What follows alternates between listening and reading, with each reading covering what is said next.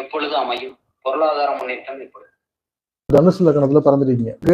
7ல வந்து செவ்வாய் அமர்ந்து 7 11 அமர்ந்திருக்காரு. வந்து திருமணத்துக்கு பிறகுதான் வாழ்க்கையை ஒரு சேஞ்ச் ஏற்படும். ஒரு மாற்றத்தை வந்து திருமணத்துக்கு பிறகுதான் தரும். ஸோ இப்ப இருக்கிறத பார்த்துக்குங்க. இதுல என்ன அஷ்டமாதிபதி லக்னத்துக்கு 5ஆம் இடத்துல போய் அமர்ந்திருக்காரு.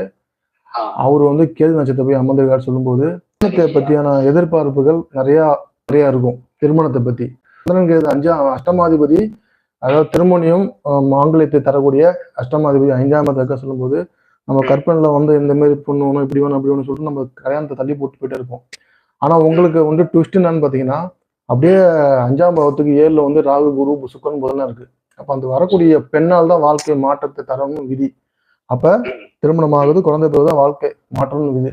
நீங்க கல்யாணம் திருமணம் ஆகி குழந்தை பிறகுற வரைக்கும் உங்க ஜாதகம் 0 தான். ஒரு சுபிட்சமான ஒரு வாழ்க்கை இருக்கு.